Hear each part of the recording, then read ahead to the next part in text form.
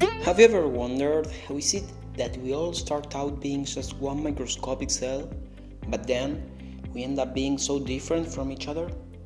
I mean, it seems there isn't such a difference between two embryos, but when they develop, they can become any human being you have ever seen. From him to him. So, how does it all happen? Well, genes are the answer to this question. Genes are the instructions our body follows to develop itself, which includes fabricating our organs, our hair, the pigment that defines our skin color, and basically everything that determines biological characters. We inherit our genes from our parents, half from our mother and half from our father, and we'll have a copy of all our genes, called DNA, in the nucleus of each cell of our organism. We can imagine DNA as a manual that has the instructions to build all our body. This manual, instead of having letters and words, has 4 proteins called nucleotides that encode all our genetic information: adenine, cytosine, guanine, and thymine. Another important fact about DNA is that it is formed by 2 opposite strands, which are complementary and fit together, just like Lego pieces. This is very interesting, but let's go a bit further. Remember the instructions manual I told you about? Well, take a moment to think about the possibility of maybe editing some parts of this manual. It will be something like playing to be God, right? Because if this manual has the instructions to build our body, and we can change it, we could, well, make us stronger, make us resistant to illnesses, cure hereditary diseases, or whatever we want. Roughly speaking, we could create superhumans. Actually, let me tell you, this is not just a dream. It is already happening, or at least in laboratories. Biotechnology is a science that studies how genes can be modified and how to create genetically modified organisms, as crazy as it may sound. And today, I will introduce you to one of its most exciting and promising technologies, CRISPR-Cas9. CRISPR is a recently discovered technology that works as genetic scissors. With this technology, scientists can choose a piece of DNA from an organism and change it to another. So, imagine you want your baby's eyes color to be brown. Well, with CRISPR, scientists could take the piece of DNA that determines the eyes color of your baby and replace it by a sequence of nucleotides, the letters of our instructions manual, that corresponds to brown eyes. Isn't this just absolutely amazing? Far away from just aesthetic modifications, CRISPR has unbelievable applications that can improve our lives significantly, something we will talk about later.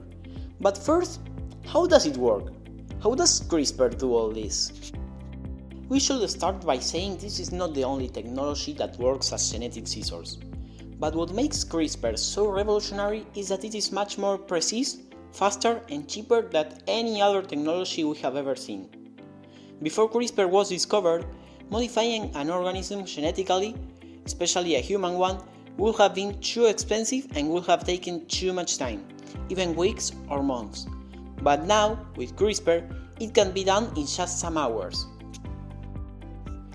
And it is funny that, in some way, CRISPR was discovered by accident. A Spanish researcher called Francisco Mojica was studying the immune system of archaeas, some prokaryotic microorganisms, and he found out that they had pieces of DNA from viruses in their ground DNA. At first, it was surprising. It sounded like having the recipe for a very spicy sauce inside the recipe of a sweet cake. After analyzing this for some time, Mojica concluded that it was a mechanism from the immune system of the archaeas. When a virus attacked them, they retained part of the virus DNA. If it entered the game, the retained DNA will be used as a mold and be transcribed into RNA, that is just like DNA but of a single strand, and then this RNA will join a protein called Cas9. Do you remember we said that the 2 strands of DNA were like Lego pieces, which fit together? Well, the RNA is like having just one of that Lego pieces. Now, the Cas9 protein, together with the RNA, will go around the whole archaea looking for a DNA that fits with this piece of Lego, and then they will cut it. Obviously, this DNA is the virus DNA because the RNA was just a transcription of it. So even though this is a very complex mechanism and we could be talking about this for hours, The point is that archaeas, thanks to the Cas9 proteins Francisco Mojica discovered, were able to cut specific parts of DNA. They used this to cut viral DNA in order to kill viruses. But what if scientists in laboratories could give Cas9 protein the exact DNA they wanted to cut and introduce it into a human organism? Basically, this will let them cut and then modify any part of DNA they wanted. And this is what CRISPR-Cas9 consists of. Scientists use the Cas9 protein to cut specific parts of DNA, and then they replace it with the sequence of nucleotides they want, or just let the DNA regenerate itself with different mutations. The possibilities this technology gives humanity are incredible. Probably the first one you have thought of is changing aesthetic characteristics like eyes color, as we said before, or height, hair color, and the big etc.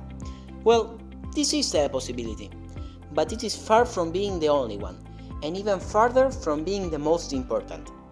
There are many other possibilities that could have a real impact on our lifestyle, rather than just aesthetic modifications. For example, many diseases and disorders are known to be caused by genetic mutations, from Down syndrome to cancer. If these mutations were detected and fixed with CRISPR when we are just embryos, abracadabra, we could prevent lots of diseases science has been studying for centuries. As another example, this time a bit crazier, a gene has been discovered that influences on how much time humans have to sleep in order to have energy for a complete day. And some mutations of this gene have been proved to make people need to sleep just 4 hours instead of the normal 8. With CRISPR, these mutations could be inserted in humans when they are just embryos and make everyone need to sleep less and be more productive. All this seems brilliant, I know, but it can also be quite frightening. What if we start creating artificial super babies and then normal babies are discriminated against or live with disadvantages? Or what if a fascist leader makes people believe some aesthetic characteristics like the skin color or the height made some people superior? Couldn't that lead into new ways of racism, with people trying to eradicate some groups genetically?